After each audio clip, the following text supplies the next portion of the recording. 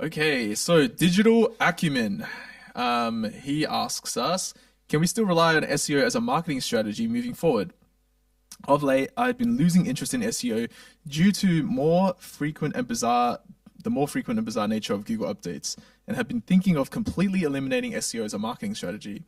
I'd love to hear some of your thoughts and experiences. Lawrence. Giving up on SEO, lofty choice. Look, you can give up on it, but I think there's still a lot of traffic to gain. There is a shift happening in search. I think we all have to be transparent about that. People are searching in different ways. They've been searching in TikTok, they've been searching in Instagram and Meta and all these different places, but not at the volume that Google has. And Google have just come out the gate with a lot of updates, especially AI mode right now, which is them trying to recapture that interest back from it drawing away from drawing away to other search platforms. So if they're like, hey, we want you to stay on our platform, whether it be SEO is a literal term or just trying to make sure that they capture search attention, they'll continue to do that. And they have a lot of money and a lot of resources and very smart people at the top that are doing that. So you can abandon SEO as a marketing channel, but there's still billions of searches going through where someone just opens up their phone. I want to find a pizza shop around the corner. They'll do that still. Like, there's not stopping anytime soon. So you may have to tweak a strategy and introduce new channels and new content strategies and new marketing strategies essentially. But to stop SEO is very like, cool. But then don't expect much out of it. If someone's ranking really well in the top 10 and you're not optimizing for it, then that was your choice. So feel free to drop it out. I wouldn't, I wouldn't personally at the moment. Yep. But we're adapting our strategies. We're tweaking. We're trying to figure it out. But there's still search rankings to be able to rank for at the moment, and still people position quite well. Yep, They're still going to get the clicks. definitely. I think if you was to skip out on SEO, you'd be skipping out on a major marketing channel. And that just, yeah, wouldn't honestly be a good idea. I would not recommend it. SEO, for example, if you're like a service-based business, is so important to you, especially if you're a local business, because you don't have much brand presence or I guess like brand recognition. So typically with SEO is the art of trying to appear higher for in Google for unbranded search terms. So typically, you don't need to do much SEO if people are looking for your brand. For example, if you had a brand like Nike, for example, Nike would have to do essentially nothing to appear at the top of Google because Google understands that when someone types in Nike, they're looking for Nike. So they're going to show you Nike. But then Nike also wants to appear for things like running shoes. They want to appear for things like marathon shoes. They want to appear for things like lifestyle footwear or, I don't know, fashionable shoes, etc. And these are people that don't know what brand they want to choose yet. They're brand agnostic. They're not too particularly loyal to any particular brand, right?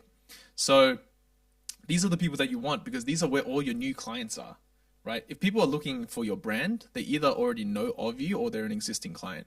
If they don't know of your brand and you're appearing, then you're able to capture new clients to come into your business.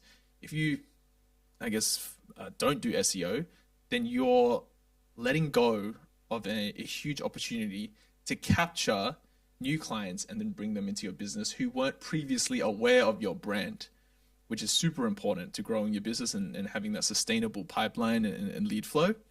So it's also a big deal for smaller local businesses, like I said before, because they don't have brand recognition. So Nike and Adidas, for example, have massive brand recognition. So if they stopped SEO, they would see a hit to probably revenue and profit, but it wouldn't be like that much because they have so many loyal clients. Yeah, they'll survive. So typically, if you look at the split of keywords, branded keywords for Nike and Adidas, huge brands, might be like 60% branded, 40% non-branded keywords. But if you're a small business and not many people know who you are, your split is more like 10% branded and like 90% non-branded. So then if you give up SEO, you're essentially only maybe able to capture 10% of the target of the I guess the audience that you could be capturing if you were to engage in SEO, if that kind of makes sense, because most people don't know your brand. So if you're like a plumbing business, for example, you want to capture people and get them to your website who are searching up things like emergency plumbing, busted pipe, water leak, things like that. Those people don't care or that they don't know which brand to go with yet. So if you're not appearing in those search, I guess, those SERPs, then basically you don't have the opportunity to turn those people into paying clients or customers, which is going to be a huge blow to your business. So can we rely on SEO as a marketing strategy moving forward? Absolutely, we can. Definitely still works to this day and will still work into the foreseeable future.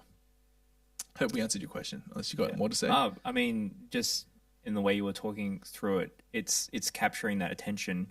And even an element of that is making sure that your branded search stays pretty strong too. Once you get to that leverage point, the other Nike could turn it off and they would be fine. But I wonder if people talked about this when, paid ads came out. It's like, oh, we have to pay for positioning now. Maybe we should stop doing SEO. Or maybe when Facebook came along, it's like, oh, maybe we should stop optimizing for SEO as well.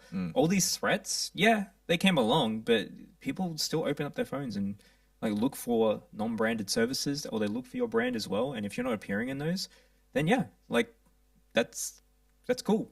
Yeah. Like if you don't want to appear in them, that's fine. But there's a whole art form and a whole billion-dollar industry behind what we do. And there's a lot of smart people out there optimizing websites right now and competing against each other for positioning and for revenue ultimately. Yeah, definitely.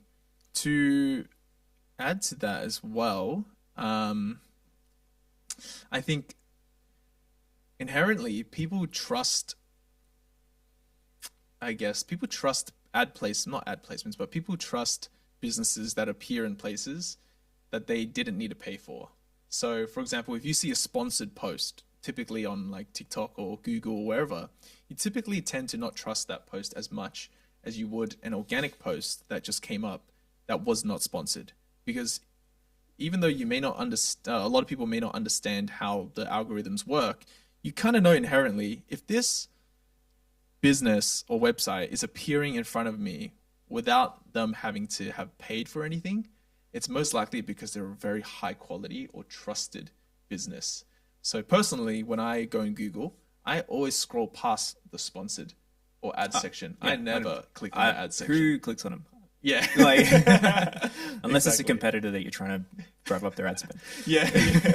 Exactly. I never click on them because I know that the first couple of options on Google are going to be highly, highly trusted and quality websites and businesses. So I always go to those first.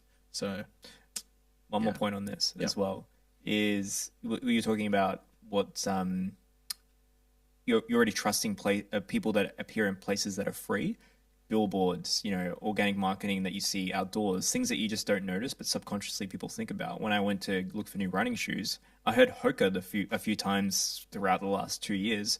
It's the first place I went when I heard about running shoes. So it's the same thing. If you appear in those search results, even if you don't get a click, and this is relevant to AI overviews, if you're appearing in citations, if people see your logo and brand, all those indirect signals are going to be way more important. So think about how your brand's being perceived and visible in other places, and SEO is a great channel for that. They may not click, but they'll come back around in 1 or 2 years potentially because they saw your brand and went, oh, I recognize that. I'm going to see what they're about. And if you can get someone in your website or someone stepping through the doors of your storefront because they saw you somewhere for free, yeah, take that. Yeah, definitely. Oh my God, this is a long question, but I want to add one more thing to that. Go for it. Is that SEO as well is typically regarded as the most profitable marketing channel because it doesn't cost as much as every other channel. Like for example, Facebook ads, you have to put that ad cost on top of your regular margins as well. So that just cuts even deeper into your margins. Even if you make a sale from ads, it's not as profitable. SEO cost typically it's an investment rather than just like a churn and burn. Yep. Like once you stop ads, that's gone. That channel is gone. It's dead. It's not activated anymore.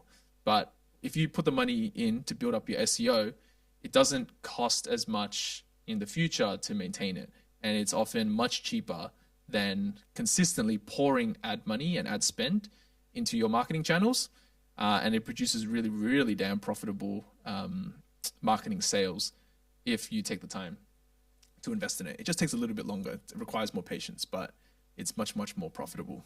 So yeah, I hope we answered your question, Digital Acumen, and hope you enjoyed that one.